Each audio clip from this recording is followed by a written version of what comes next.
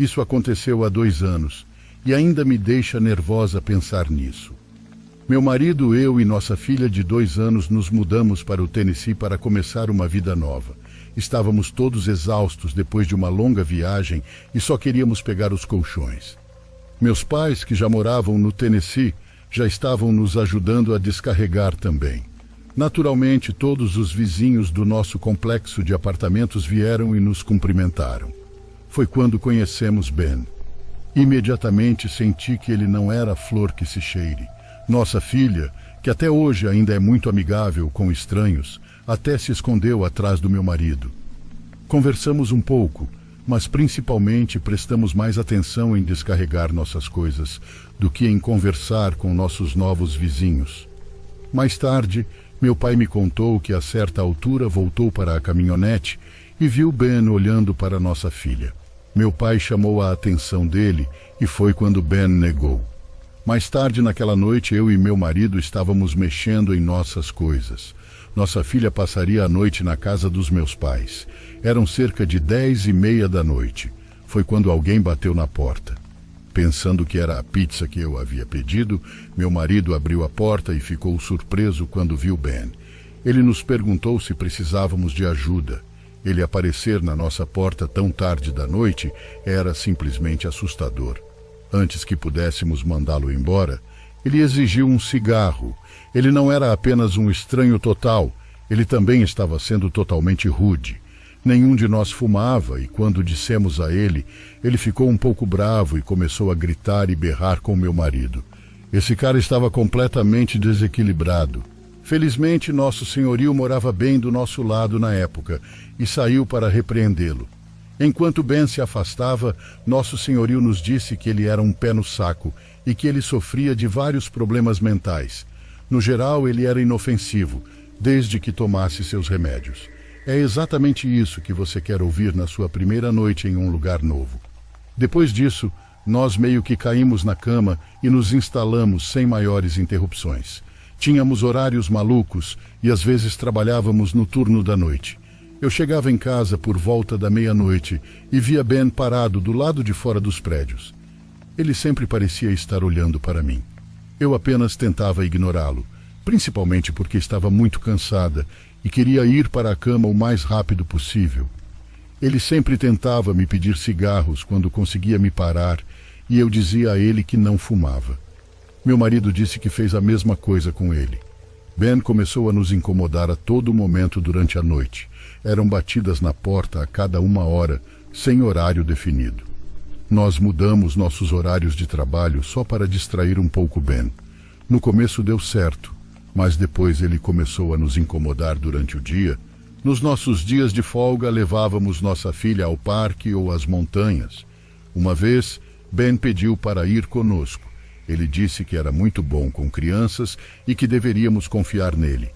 Quando voltamos, ele estava sentado em nossa vaga de estacionamento e disse que estava se certificando de que ninguém estacionasse enquanto estivéssemos fora. Ele então correu e tentou abraçar e dar um beijo na boca de nossa filha. Ela gritou e se agarrou a mim. Eu corri com ela para dentro de casa enquanto meu marido finalmente explodiu, dizendo-lhe para nos deixar em paz, e que se ele fizesse algo parecido de novo, iria cortar os dedos dele. Dissemos ao proprietário, mas ele jogou toda a culpa nos problemas mentais novamente e olha, eu entendi. Nunca é fácil lidar com doenças mentais, mas ele estava constantemente assediando e aterrorizando minha filha. Tínhamos o dever de proteger nossa família. Chegou a um ponto em que minha filha não conseguia nem sair de casa porque tinha medo de que o homem mau, como ela o chamava, estivesse lá fora. Ameaçamos cortar nosso aluguel se algo não fosse feito a respeito. Comecei a conversar com meus outros vizinhos e todos pareciam ter o mesmo tipo de experiência, só que mais assustadora. Um dos meus vizinhos me contou que uma vez uma senhora e seu filho viu Ben se escondendo e olhando para algumas meninas vestindo trajes de banho na piscina comunitária, porém com seu órgão genital dentro de uma garrafa com o que parecia ser gasolina. Eles o expulsaram e relataram isso ao proprietário, mas nada foi feito. Depois de cerca de 1 mês, as coisas se acalmaram. Ele não foi mais visto lá fora. Na verdade, ninguém realmente o viu. Achamos que ele tinha se mudado ou algo assim. Estávamos pensando em morar com meus pais enquanto economizávamos dinheiro para comprar uma casa. Uma noite cheguei em casa mais cedo do trabalho. Meu marido estava fora da cidade a trabalho e meus pais levaram nossa filha para visitar um parente. Decidi jogar no celular e relaxar depois de trabalhar em um turno de 11 horas. Eu estava envolvida no jogo quando alguém bateu na porta. Olhei e vi que eram cerca de quase 11 da noite. Nesse ponto, se alguém chegasse tão tarde, teria ligado ou mandado uma mensagem primeiro. Levantei-me para ver quem era. Antes de chegar à porta, porém, ela começou a tremer violentamente. E então ouvi Ben gritando: "Abra a porta, sua vaca!" Do nada ele começou a se jogar contra a porta. Ele estava gritando como um louco enlouquecido. Peguei meu telefone e a faca mais afiada que tínhamos na cozinha. Me escondi no armário. Se ele conseguisse entrar, pelo menos haveria algo entre nós. Liguei para o 911 e eles disseram que meus outros vizinhos também já haviam ligado. Só depois de ouvir as sirenes e as vozes gritando lá fora é que me senti segura para sair e ver o que estava acontecendo. Abri a porta e vi um policial prendendo Ben de bruços no chão. O proprietário gritou para o policial soltá-lo e até o empurrou. Os dois acabaram presos. Apresentei meu relatório e cada um dos meus vizinhos confirmou tudo o que eu disse, acrescentando até suas próprias experiências. Minha querida vizinha da igreja ligou para meu marido e meus pais para contar o que estava acontecendo. Ela até me deixou passar a noite com ela e sua família. Depois do que aconteceu, não consegui dormir, pensando que a qualquer momento ouviria os gritos e as batidas perturbadas de Ben lá fora. Ben já tinha muitas acusações na justiça de anos atrás, coisas perturbadoras que não sei muito bem. Há rumores de que o proprietário estava bem ciente, mas ignorou isso de bom grado, porque a família de Ben lhe dava um dinheiro extra, desde que ele pudesse ficar lá. É por isso que nada foi feito sobre seu comportamento. Isso realmente me deixa doente. Ben não tomava nenhum dos seus remédios nos últimos meses. Enquanto a polícia o levava, ele gritava que nossa filha era dele e que nós a sequestramos, e que eu estava tendo um caso com ele. A última coisa que eu vi foi que ele foi colocado em alguma instituição. Não tenho certeza se era uma prisão ou uma ala psiquiátrica. Vendemos a maior parte de nossos pertences e fomos morar com meus pais. Fico feliz em dizer que agora temos uma casa e que nossa filha não tem mais medo de sair dela. E sim, verificamos todos os nossos vizinhos em busca de sinais de alerta.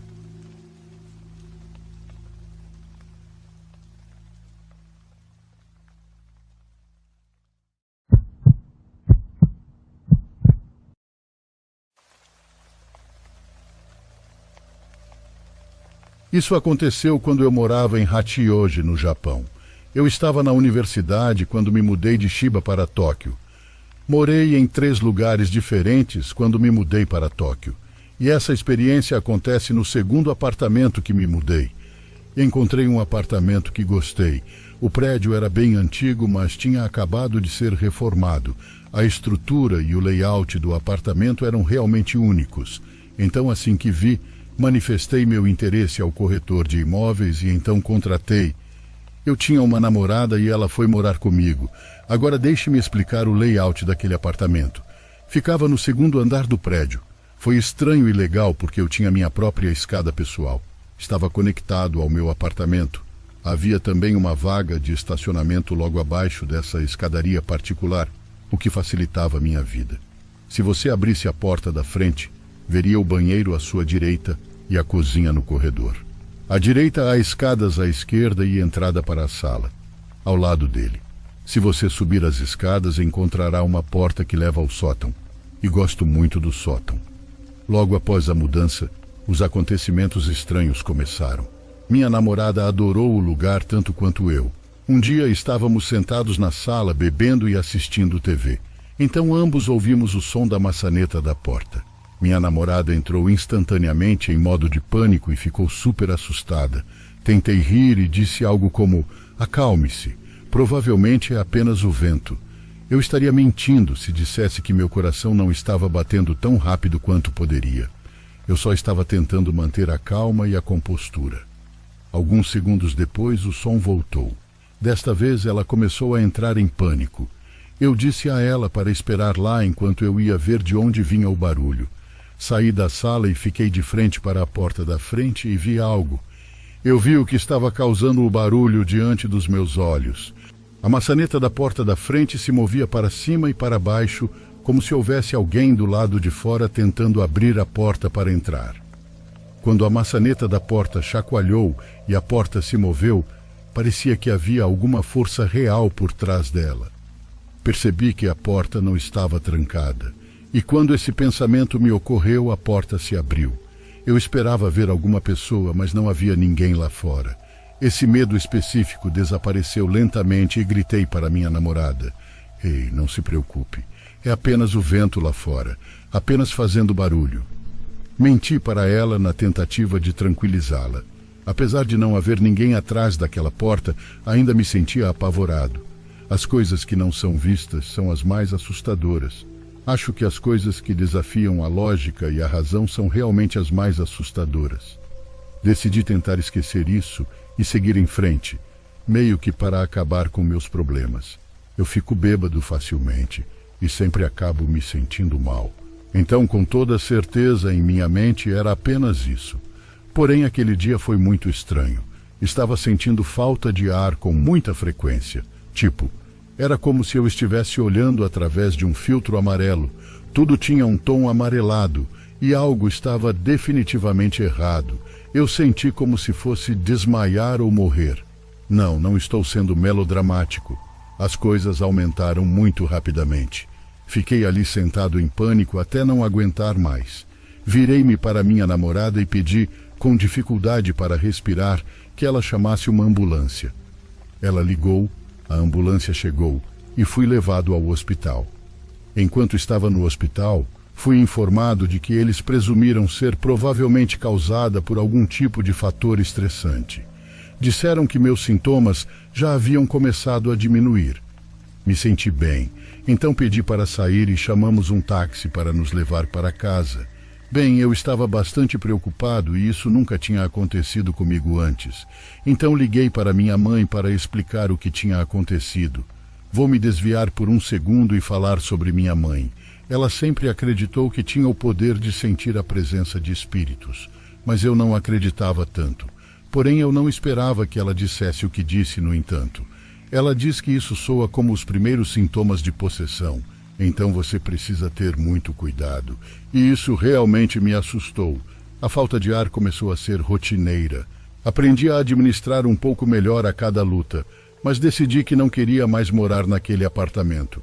Algo estava terrivelmente errado ali. Tentei sair o mais rápido possível.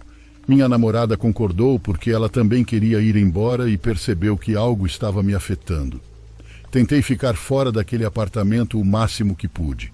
Assim que minhas aulas terminavam, eu tentava encontrar outras coisas para fazer fora para me manter ocupado. Eu iria jogar nos caça-níqueis de vez em quando.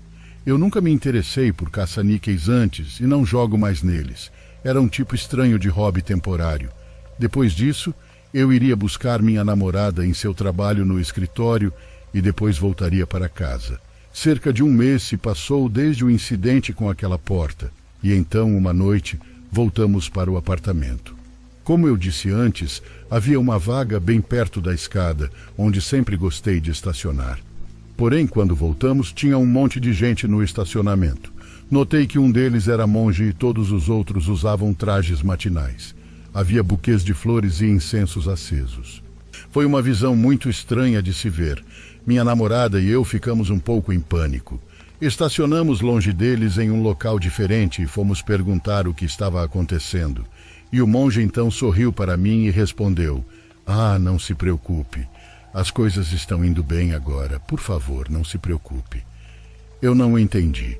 Pedi a ele que explicasse exatamente o que ele queria dizer e então uma mulher na casa dos 50 anos se adiantou.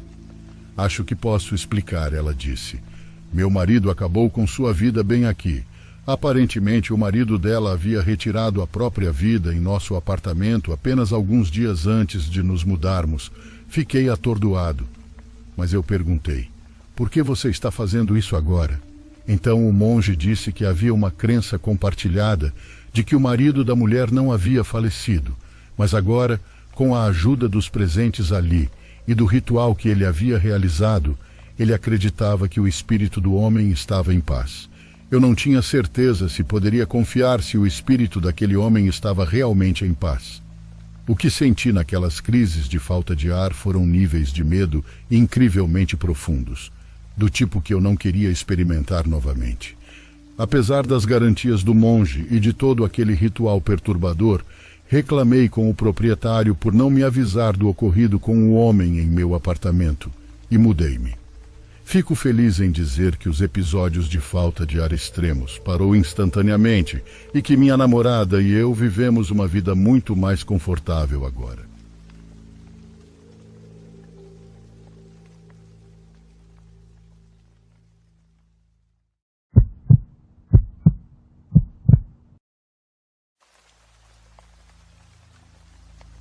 Anos atrás, quando eu tinha 20 e poucos anos, consegui um emprego nos subúrbios, a mais de 32 quilômetros do meu apartamento no centro da cidade. Era um lugar muito legal em um ótimo bairro, então valeu a pena o deslocamento. Certa noite, voltando do trabalho para casa, decidi parar em uma loja de discos usados em um shopping perto de onde eu trabalhava. Eu tinha uma queda pelo meu vizinho hipster que colecionava jazz antigo em vinil e pensei que talvez pudesse encontrar algo lá que me desse uma desculpa legal para flertar com ele. Enquanto eu estava andando pela loja, notei um homem de cabelos grisalhos no corredor ao lado olhando para mim. Quando nossos olhos se encontraram, ele sorriu e eu sorri educadamente de volta. Normalmente não presto muita atenção em pessoas aleatórias que sorriem para mim, mas havia uma intensidade em seus olhos que chamou minha atenção. Ele tinha um daqueles sorrisos que pareciam forçados ou falsos. Andei por algumas outras sessões, mas toda vez que olhava para cima percebia o homem olhando para mim. Tanto faz, então tentei não pensar muito nisso, mas continuei notando que ele se posicionava na minha frente em quase todos os corredores. Ficou claro que ele estava tentando flertar, mas eu não estava interessada.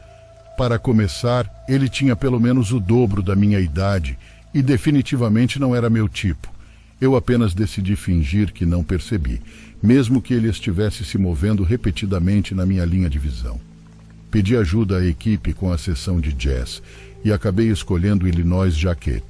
Enquanto esperava ser chamada, dei uma rápida olhada na loja para ter certeza de que o cara ainda não estava à espreita. Felizmente ele foi embora. Saí até o estacionamento e entrei no carro. O shopping ficava ao longo de uma via movimentada. Então tive que esperar até que o trânsito se acalmasse para sair do estacionamento e entrar na avenida. Enquanto esperava, olhei pelo espelho retrovisor e percebi que o carro que saía do estacionamento atrás de mim estava com o farol queimado. Nada de estranho nisso. Aconteceu de notar. Então, como eu disse, o caminho para casa foi longo, mas principalmente um caminho reto por esta rua movimentada. Entrei na pista da esquerda em direção para casa. Alguns quilômetros depois, notei mais uma vez um carro atrás de mim com um único farol. Era o mesmo carro. Nesse caso, pareceu-me estranho que ele não tivesse ultrapassado, mudado de faixa ou desviado. Até então, eu estava ouvindo música e pensando no que fazer para o jantar. E como estava ficando tarde, decidi parar para comer um fast food. Lembrei-me de um Arby's, a alguns quilômetros da minha casa e algumas ruas adiante. Durante a viagem, fiquei preocupada em planejar que roupa usar quando levasse o disco para a casa do meu vizinho. Mas continuei tendo uma sensação incômoda na boca do estômago que me obrigou a olhar pelo espelho retrovisor. Olhei algumas vezes e vi o carro com farol ainda atrás de mim, pelo menos meio quarteirão atrás. Isto estava agora a cerca de 20 quilômetros de onde o vi pela primeira vez. Eu estava definitivamente ciente, mas ainda não muito preocupada. Era uma via principal que ia de uma ponta a outra de uma grande cidade. Ao me aproximar do desvio em direção a Arby's, Mudei para a faixa da direita e diminuí a velocidade. Mais uma vez, meus olhos foram atraídos para o espelho retrovisor. O carro com um farol mudou de faixa, diminuiu a velocidade e virou para a rua atrás. Agora suspeito que estou sendo seguida, então continuo na pista da esquerda e espero até o último momento para mudar para a pista da direita e parar no Arby's. Ao fazer minha curva, tento observar o carro com um farol. Não quero sofrer um acidente, então consigo apenas vislumbrar o carro enquanto ele passa pela rua. É um sedã dourado, mas não consigo distinguir nenhum outro detalhe e não consigo ver quem está dirigindo. Estava apenas aliviada por ele não estar me seguindo. Então eu relaxo e sigo em direção ao meu jantar. Peguei minha comida e saí do estacionamento. A forma como os estacionamentos comerciais foram projetados. Tive que sair por um supermercado e depois por uma rua lateral para voltar para a via principal e voltar para casa. Era uma longa curva à esquerda e tinha uma faixa para virar. Liguei o rádio e comi algumas batatas fritas enquanto esperava pelo sinal verde. Vejo um flash de luz refletido em meu espelho retrovisor. Quando olho, vejo um carro parando na faixa atrás de mim com um único farol. Senti até meu coração doer. Tranquei freneticamente todas as portas e desliguei o rádio. O semáforo mudou e eu me afastei o mais rápido que pude, voltando em direção à via urbana. Agora tinha 100% de certeza de que estava sendo seguida e sei quem é. Na época, meu estado não exigia placas frontais, então não consegui ver o número da placa. Isso também foi antes de a maioria de nós ter telefones celulares, então eu não pude pedir ajuda. Ao voltar para a via principal, tento desesperadamente me lembrar onde fica a delegacia de polícia mais próxima. Não consigo me lembrar. Ele estava bem atrás de mim nesse momento. Definitivamente não vou para casa. Lembro-me de um corpo de bombeiros a alguns quarteirões de mim e decido ir para lá. 2 ou 3 voltas nas ruas secundárias e o carro ainda está atrás de mim. Começo a me aproximar do corpo de bombeiros, mas não está tão bem iluminado quanto eu esperava e as portas estão todas fechadas. Passo devagar, então decido abandonar essa ideia e voltar para a estrada principal, onde há muito trânsito. Pouco antes de chegar à avenida principal, enquanto o carro se aproxima lentamente por trás. Puxo o volante e desvio da faixa da direita para a faixa à esquerda. O carro atrás de mim para no meio da estrada. O motorista agora sabe que estou ciente de que ele está me seguindo. Ele decide estragar tudo e para ao meu lado. É aquele homem de cabelos grisalhos com um sorriso assustador no rosto. Lanço a ele um olhar de horror e desgosto. Então ele apenas me olha como se dissesse: "Ok, você me pegou." Então faz um gesto para que eu abaixe a janela. Eu apenas balanço minha cabeça lentamente. Posso ouvi-lo gritando pela janela: "Olha, pensei que tínhamos uma ligação na loja de discos. Posso te pagar uma xícara de café?" Eu murmurei para mim mesma e virei à esquerda. Tenho certeza absoluta de que esse cara não me seguiu por quase 32 quilômetros para me convidar para tomar um café. Voltei por várias ruas laterais até o corpo de bombeiros, parei na porta da frente e buzinei até alguém sair. O cara desistiu de me seguir depois que foi descoberto, mas eu com certeza não iria correr nenhum risco indo direto para casa. Alguns bombeiros saíram e chamaram a polícia, que chegou e me acompanhou até em casa. Até hoje sempre me pergunto o que teria acontecido se o farol daquele cara não estivesse queimado. Eu nunca teria notado ele me seguindo e teria dirigido todo o caminho para casa. E lá ele saberia onde moro.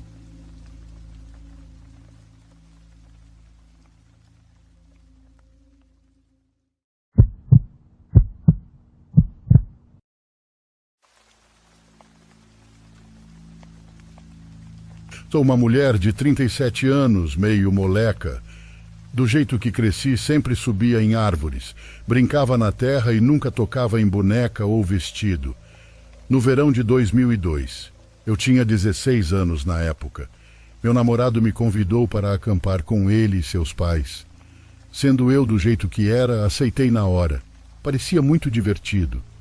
Os pais dele estavam planejando um fim de semana em que faríamos rafting, passeios de barco, natação e tudo mais. Eu estava no paraíso absoluto.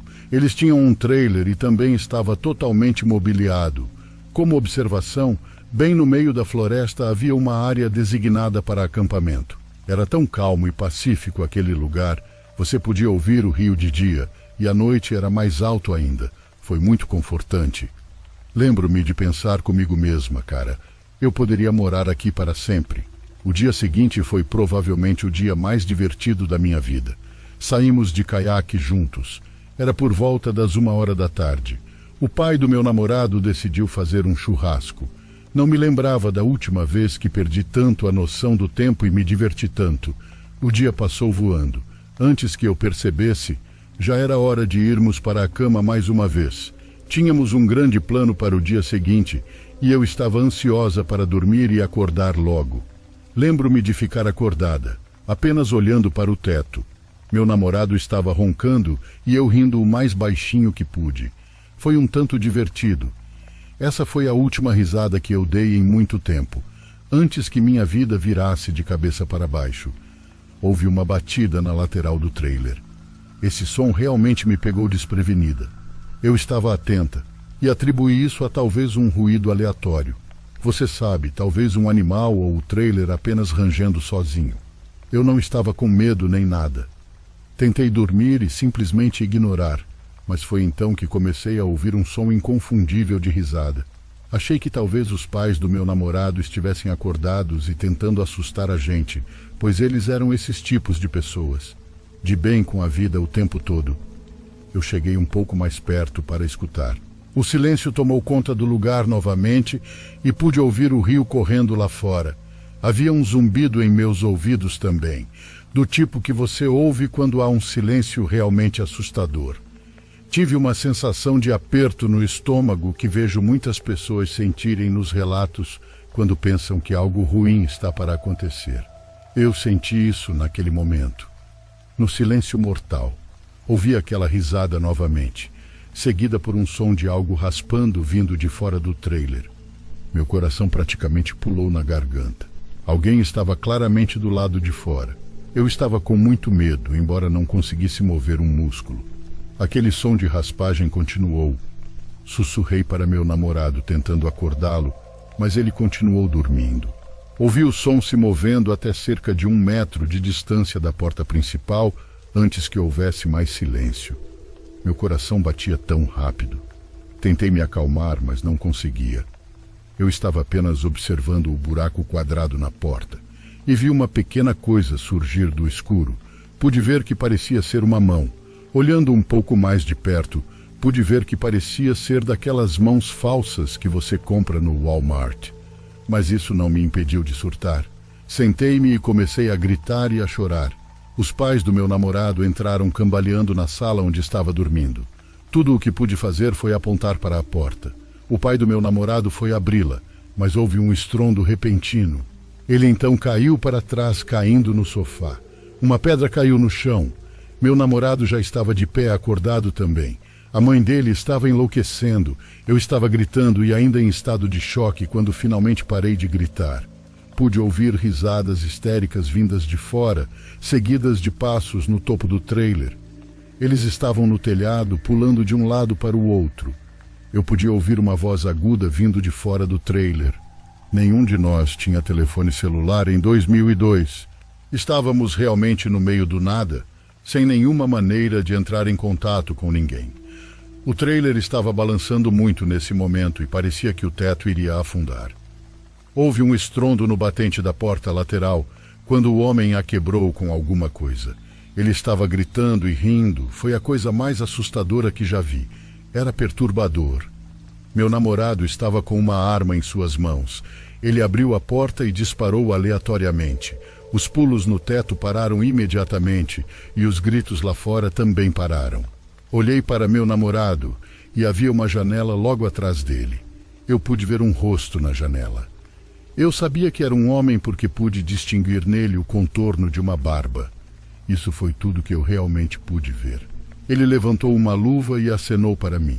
Afastei meu namorado da janela. Olhei para trás e o homem havia sumido. Saímos do acampamento naquela noite. O trailer teve uma janela quebrada e o pai do meu namorado teve que ir ao hospital devido a uma pedra que o atingiu na cabeça e pedaços de vidro que voou em seus olhos. Olhando com mais clareza depois, vimos que a pedra era enorme. Aqueles FDP poderiam ter matado John. Chamamos a polícia na manhã seguinte e os policiais revistaram a área. Eles não conseguiram encontrar nada, nem pegadas, nem lenha ou algo parecido. Depois disso, tive que passar por aconselhamento e terapia porque tive muita dificuldade para dormir. Cerca de 2 anos depois disso, meu namorado e eu terminamos devido ao estresse e ao trauma que estava passando por causa disso. Eventualmente comecei a melhorar, mas demorou muito. Ninguém imagina esse terror até passar por isso. Não desejo a ninguém, se cuidem, pessoal.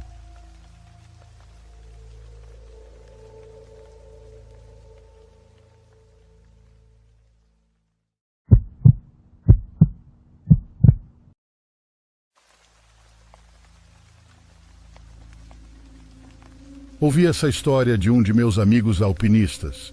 Ele gosta muito de escalar montanhas. Faço parte do mesmo clube que ele. Ele me contou sobre uma espécie de pedágio para subir uma montanha. Ele disse que pagou um valor e o cara anotou seu endereço e informações em caso de emergência. Ele chegou às 8 da noite naquele lugar, o que é muito mais tarde do que o normal para ele. Ele estava escalando sozinho naquele dia e se preparando. A altitude era elevada e decidiu antes de chegar que passaria a noite no cume. Porém, lá no pedágio, o cara que recebeu o pagamento disse que havia uma cabana não tripulada lá em cima, que ele seria mais que bem-vindo para usá-la. Ele gostou mais dessa ideia do que passar a noite em sua barraca. Ele sentiu que por causa disso poderia realmente aproveitar o tempo e aproveitar a experiência de escalada. Ele subiu ao cume sem incidentes e apreciou todas as vistas deslumbrantes. Quando chegou lá, ele era o único no cume e a cabana estava vazia.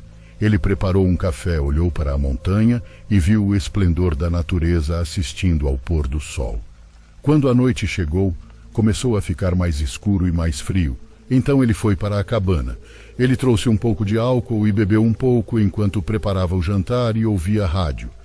Ele estava muito cansado depois do jantar, bebendo, caminhando e tudo mais. Ele decidiu ir para a cama e dormir um pouco para poder começar a descida de manhã cedo. Ele desligou a lanterna e tudo virou um breu. Ele disse que não teve problemas em adormecer devido ao cansaço. No meio da noite, ele acordou com um som estranho. Parecia que a porta estava chacoalhando. Isso o assustou um pouco porque quando ele verificou a previsão do tempo, não parecia que seria uma noite particularmente ventosa. Ele ouviu atentamente o som e logo percebeu que não era o som do vento. Era outra coisa. Para ele parecia o som de alguém tentando abrir a porta e o som de pessoas andando lá fora. Sabe quando você está no escuro em busca de algo como a maçaneta da porta? Ele disse que parecia exatamente isso. Uma rápida olhada em seu relógio e ele viu que já se passava das 2 da manhã. Ele não achava que outro alpinista estaria tentando escalar a montanha a esta hora da noite no escuro. Eu sei que algumas montanhas estão ligadas por cadeias e você pode caminhar ou escalar de uma para outra. Mas aquela montanha não era assim.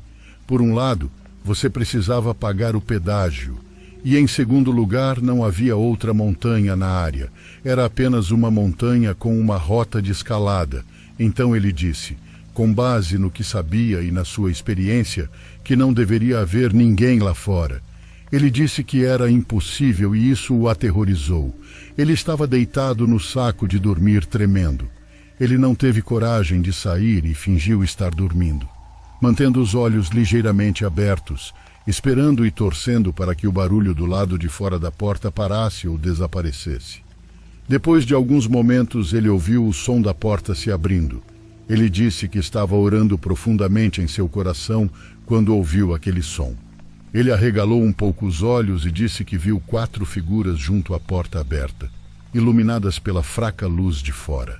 Um menino, uma menina, um homem e uma mulher. Eles estavam vestindo roupas velhas e rasgadas. Eles não carregavam lanternas e pareciam estar completamente acostumados com o frio e o escuro. Eles entraram na cabana sem dizer nada. Meu amigo fechou os olhos e rezou para que eles fossem embora. Ele estava com medo daquelas pessoas. Não havia como eles estarem lá. No entanto, lá estavam eles. E agora eles estavam na cabana com ele. Ele ouviu passos pelo piso de madeira. Eles pareciam estar procurando por algo. Meu amigo ficou o mais imóvel que pôde para não alertá-los de sua presença. Depois, com a mesma rapidez com que chegaram, saíram sem conversar e sem fechar a porta da cabana. Ele disse que assim que os viu partir, ele jogou apressadamente todas as suas coisas na bolsa e começou a descer.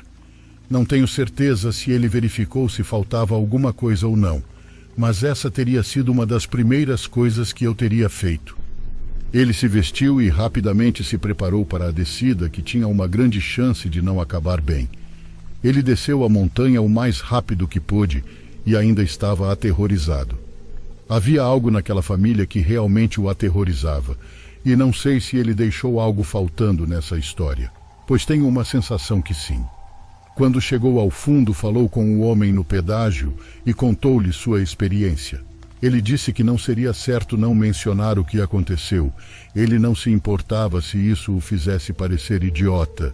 O cara do pedágio disse a ele que ele era o único na montanha naquela noite, e isso o perturba até hoje. O cara do pedágio então disse que há alguns meses uma família desapareceu naquela montanha e nenhum sinal deles foi encontrado. Porém, eram 3 pessoas e não 4, como ele viu. Foram espíritos ou a família ainda estava viva? Eu me pergunto se eles estavam procurando comida ou algo assim e foram atraídos para a cabana. Talvez algo tenha acontecido com eles e eles tenham perda de memória ou algo assim. Não sei. Meu amigo está convencido de que a família que visitou a cabana eram espíritos. Ele nunca esquece aquela noite e dá para ver em seus olhos que é verdade.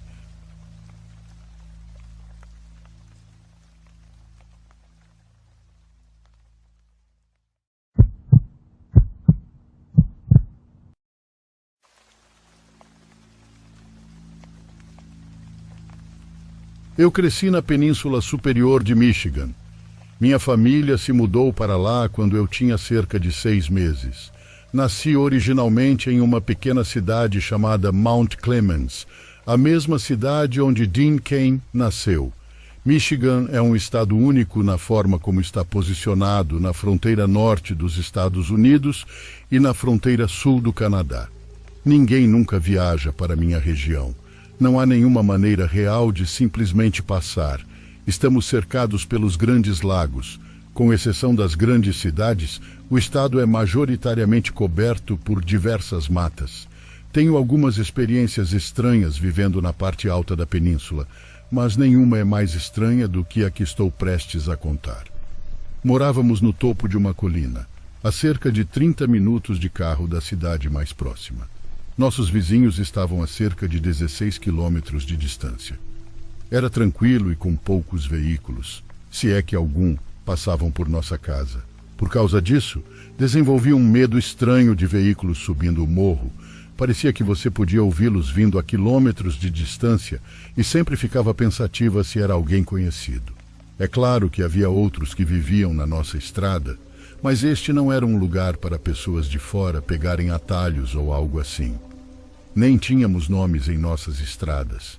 À medida que fui crescendo, não tive tanto medo dos veículos que passavam durante o dia. Eu sabia que a maioria dos carros e caminhões que passavam eram vizinhos distantes e amigáveis.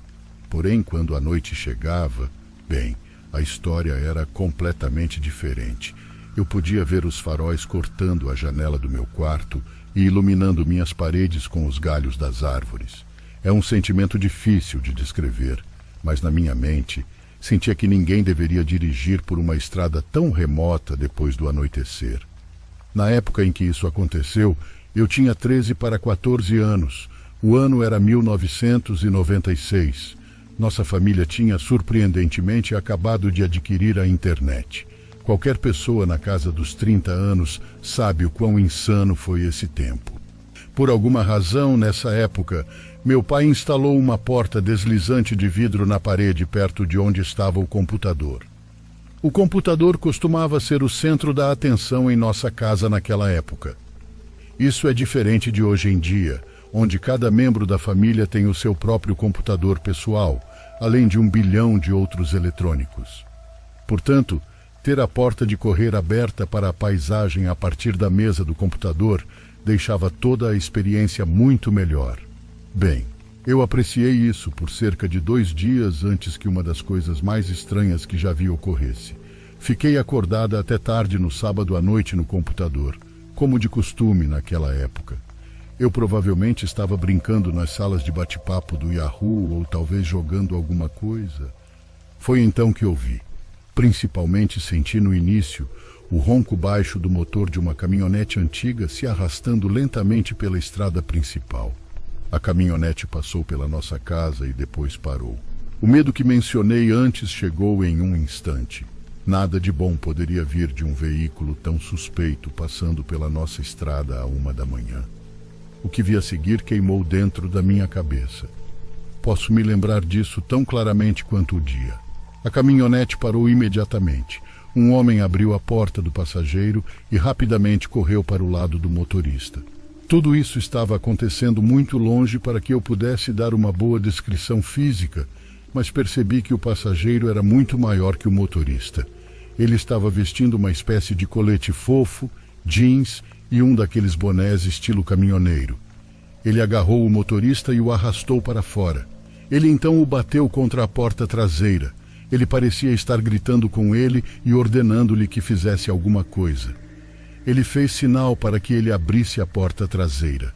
Quando ele fez isso, vi o motorista se virar para o cara como se estivesse hesitando por medo.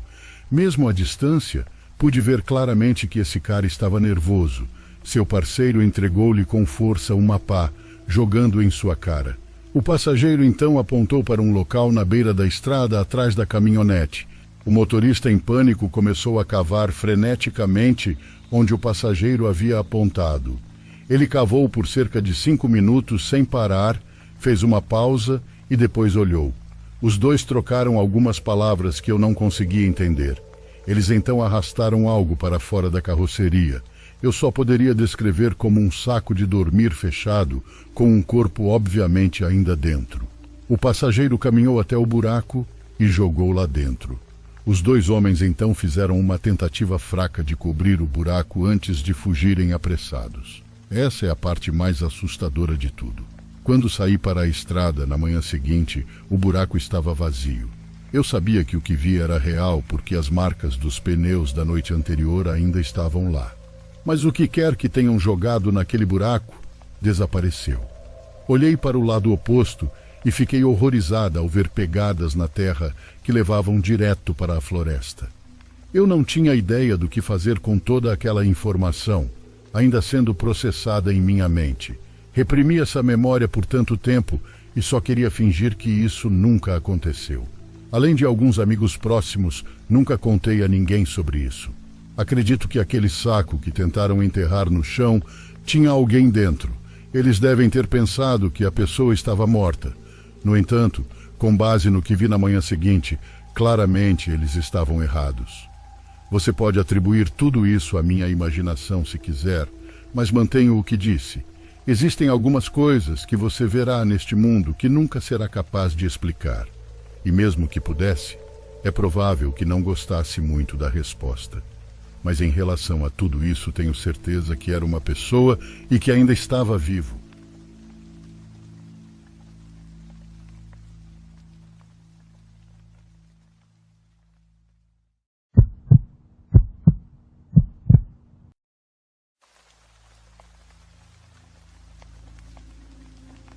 Sempre que durmo fora, como em um hotel em algum lugar assim, ouço um som estranho.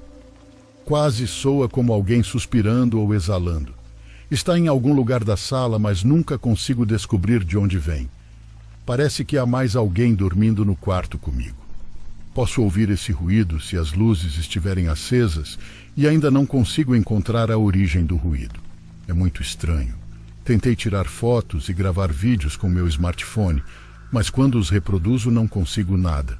Apago as luzes, aperto os olhos e às vezes sinto que há algo em meio à escuridão, mas não posso ter certeza, Parece que há algo comigo na sala de vez em quando, alguma forma no escuro, e a sensação é bastante assustadora.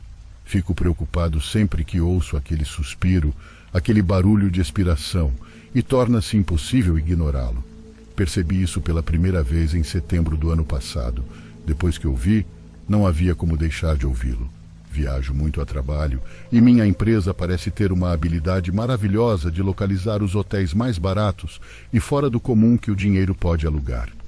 Acho que talvez dormir em todos esses motéis e hotéis degradados possa ter criado esse nervosismo. E talvez eu esteja imaginando coisas. Bem, foi isso que pensei até outra noite. Ouvi o mesmo som em casa. O único lugar onde eu não tinha ouvido isso antes aconteceu quando cheguei em casa tarde do trabalho. Lembro que comprei macarrão naquela noite e estava comendo na mesa da cozinha.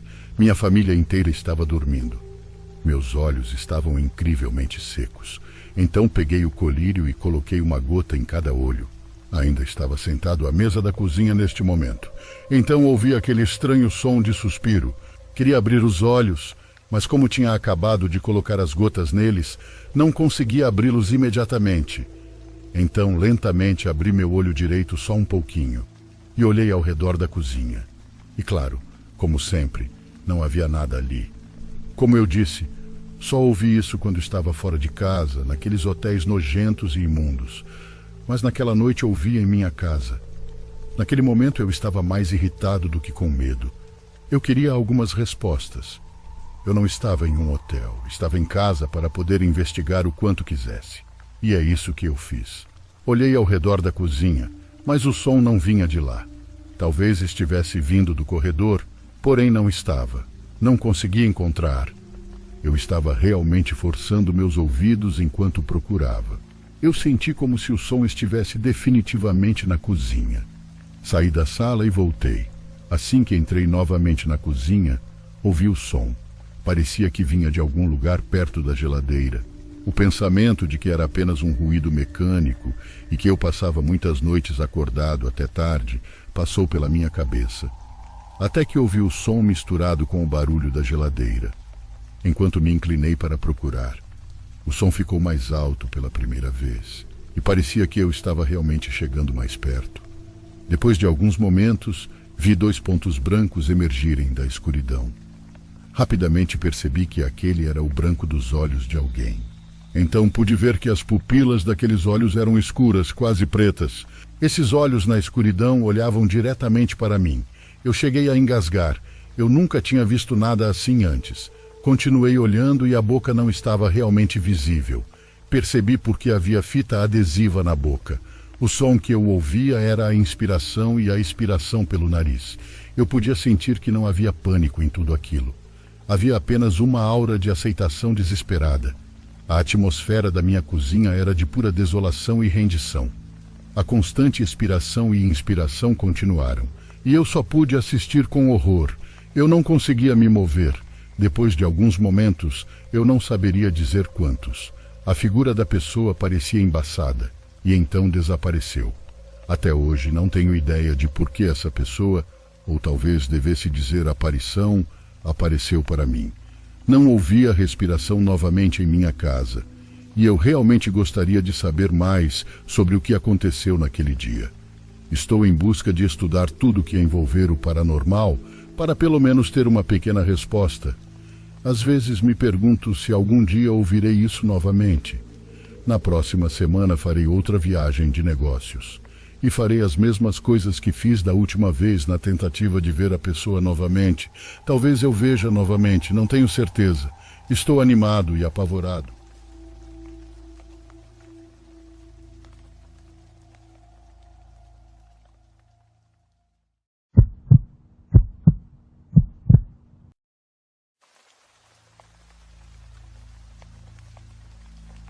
Meu pai foi dono de uma pequena casa por um breve período. Esta casa em particular não era onde ele morava. Ele comprou a casa para reformar e revendê-la com lucro. Esta casa ficava em uma rua sem saída no meio da floresta. Era um local muito privado. A estrada tinha um histórico de pessoas despejando coisas ou abandonando veículos roubados ali. Havia apenas 2 casas naquela rua. Esta casa em particular era frequentemente usada por andarilhos. Um vizinho nos contou que há muito tempo era um lar de idosos, que logo se tornou uma casa de drogas. Alguns meses depois de meu pai ter comprado a casa, ele me ligou para perguntar se eu poderia encontrá-lo lá para ajudá-lo a descarregar alguns materiais. Cheguei cerca de 10 minutos antes dele e percebi que já havia um carro na frente da casa. Resolvi investigar para ver se havia alguém no carro. Vi que havia roupas empilhadas no banco de trás. Enquanto andava em volta deste carro, comecei a ter a sensação incômoda de que não estava sozinho. Eu podia ouvir alguém se movendo na floresta, perto da casa. Fui e fiquei na beira da mata por vários minutos, observando e esperando. Meu pai chegou pouco depois com seu trailer a reboque. Ele saiu da caminhonete e foi até o carro. Eu disse a ele que tinha a sensação de que o dono daquele veículo ainda estava por perto e que ouvi alguém andando na floresta antes dele chegar. Ele olhou para o carro assim como eu. Nós dois decidimos caminhar ao redor para ver se encontrávamos alguém escondido ali. Enquanto caminhávamos, tive mais uma vez a nítida sensação de que estávamos sendo observados por alguém. Lembro-me de dizer ao meu pai como seria assustador se encontrássemos um cadáver ou algo assim. Ele disse que estava tendo a mesma estranha sensação de que não estávamos sozinhos. O caminho em que estávamos chegou a um beco sem saída, então voltamos. O carro ainda estava lá quando voltamos. Decidimos chamar a polícia para denunciar o veículo abandonado. Depois de desligar o telefone, entramos na nossa casa para verificar algumas coisas. Ficamos lá dentro apenas por alguns minutos. Quando voltamos, porém, percebemos que o carro já havia sumido.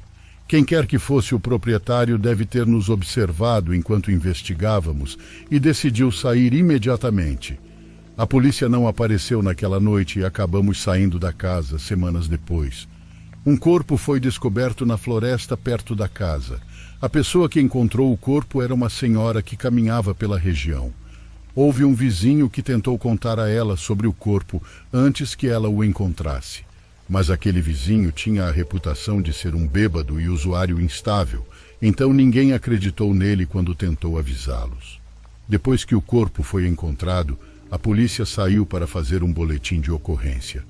Um dos detetives recebeu um depoimento do meu pai. Meu pai disse que o detetive estava agindo de forma estranha e desinteressada. Eu me recuso a acreditar que foi apenas uma coincidência termos visto um carro estacionado naquela área pouco antes de o corpo ser descoberto. Pelo que meu pai sabe, eles nunca contataram o vizinho depois que o corpo foi encontrado. Ele conversou com a polícia meses depois que isso aconteceu, pouco antes de vender a casa. A história fica ainda mais estranha. A senhora caminhante que encontrou o cadáver afirmou que parecia que não estava ali há muito tempo, o que significa que não era um monte apodrecido. Ela também notou que a cabeça e as mãos foram removidas. A polícia, porém, informou mais tarde que o corpo estava lá há anos. Algo me diz que isso não é verdade. Se o corpo realmente estivesse ali há anos, não passaria de uma pilha de ossos. Parece que eles não estavam nem aí para esse caso. Triste saber disso. Isso realmente me faz pensar no que poderia ter acontecido comigo ou com meu pai se tivéssemos encontrado o motorista do carro naquele dia, já que a polícia não está nem aí para nada.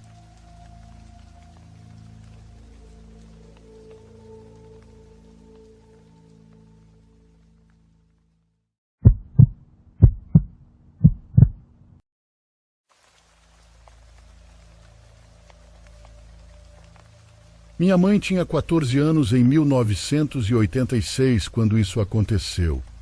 Ela morava na China na época com os pais e o irmão mais novo. Já estávamos no auge do inverno quando isso ocorreu, e uma queda de temperatura para níveis negativos estava ocorrendo. A neve caía em camadas espessas no chão. Já era bem tarde da noite. Minha mãe tinha acabado de terminar as aulas e já estava escuro. Na China é normal que os jovens estudantes voltem para casa sozinhos, sem os pais ou responsáveis. Cerca de 10 minutos depois de descer do ônibus, ela começou a caminhar por um antigo mercado para chegar ao seu apartamento. O mercado estava completamente silencioso e deserto a essa hora da noite. Também não havia postes de iluminação por perto. mas ela já havia percorrido esse caminho várias vezes antes, então estava familiarizada com a área. Enquanto caminhava, porém, minha mãe começou a ter a sensação de que alguém estava à espreita na escuridão do mercado. Ela continuou a ouvir seus pés esmagando a neve, mas quando parou de repente, pôde ouvir um segundo par de pés esmagando a neve atrás dela. Minha mãe entrou em pânico, mas continuou em frente e fingiu que não tinha notado nada. Ela pensou que talvez fosse outro estudante voltando para seus alojamentos. Esse pensamento fazia sentido, mas não a impediu de se mover mais rápido. Ela começou a acelerar o ritmo. A pessoa atrás dela também começou a acelerar. Minha mãe não aguentou mais o medo e começou a correr, mas com toda aquela neve era difícil. Ela deu uma rápida olhada para trás para ver quem a seguia, apenas para ser saudada pela silhueta de um homem alto a apenas alguns metros de distância, se aproximando rapidamente. O homem não parecia estar usando nenhuma proteção. Apesar da temperatura congelante, a falta de postes dificultou para minha mãe distinguir qualquer outra coisa. Mas não foi isso que mais assustou minha mãe. Ela acabou sendo perseguida até uma área iluminada por uma luz fraca montada na lateral da barraca de um comerciante. Quando ela olhou para trás, ela viu que o homem carregava uma grande faca. Ela continuou a correr e se recusou a olhar para trás novamente. De repente, ela viu a luz de um poste situado em uma pequena rua próxima. Felizmente, naquele exato momento, havia um jovem casal caminhando em sua direção. Cansada, minha mãe correu até eles e desabou na frente deles. Minha mãe estava absolutamente histérica. Quando lhe perguntaram o que havia de errado, ela explicou-lhes o que aconteceu. A essa altura, porém, o estranho já havia desaparecido. O casal que ela conheceu morava no mesmo prédio que ela e também conhecia seu pai. Eles a acompanharam na viagem de volta para casa e contaram ao meu avô onde a encontraram. Depois que o casal foi embora, minha mãe não parava de chorar de choque e medo. A partir de então, meu avô sempre encontrava minha mãe no ponto de ônibus onde ela descia e eles voltavam juntos para casa. Minha mãe nunca descobriu quem era aquele cara, que certamente queria lhe matar. Felizmente, ela nunca mais teve outro encontro com o homem. Relato isso, pois o rapaz que a salvou faleceu semana passada. Minha mãe estava arrasada contando como ele foi uma alma caridosa em sua vida.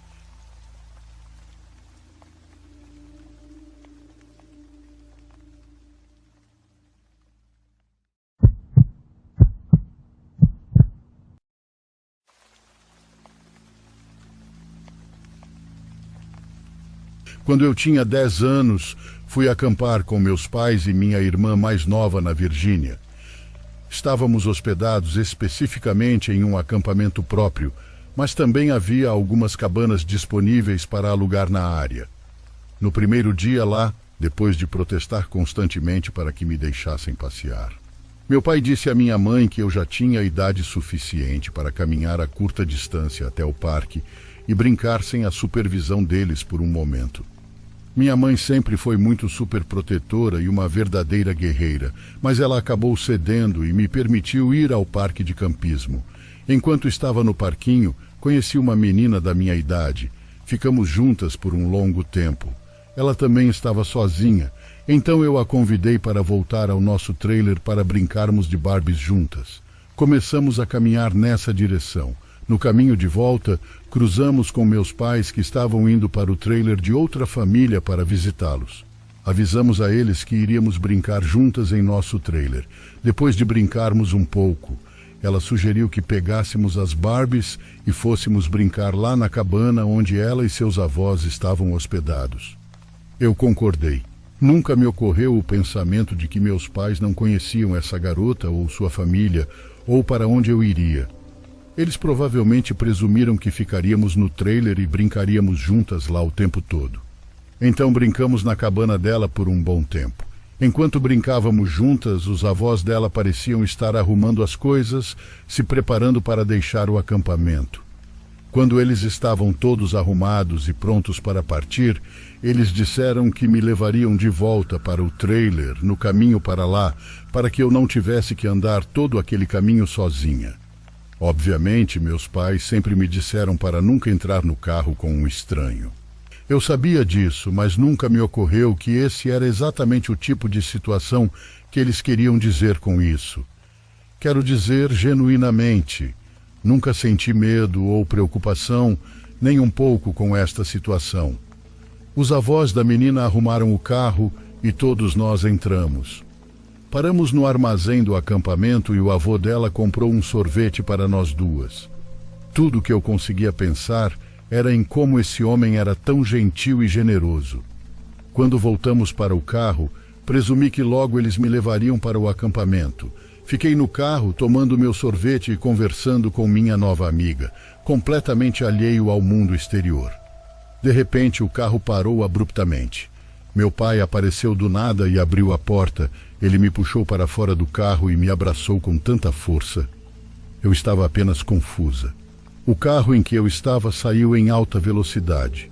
Foi então que percebi que estávamos na saída do acampamento.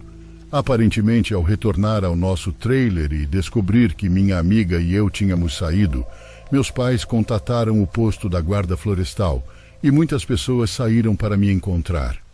Eles foram de porta em porta em diferentes trailers. Meu pai estava passando quando me viu no carro de outra pessoa. Não sei quem eram aquelas pessoas, mas definitivamente não tinham intenção alguma de me levar de volta para meus pais. Acho que o sorvete que me compraram foi para me distrair da atenção aos detalhes. Ao longo dos anos, muitas vezes pensei naquele dia e em como minha vida teria sido diferente se meu pai não tivesse aparecido naquele exato momento. Sempre penso na amiga que fiz naquele dia. E se eles não fossem avós dela? E se eles sequestraram ela? Só espero que seja coisa da minha cabeça. Que terror viver isso.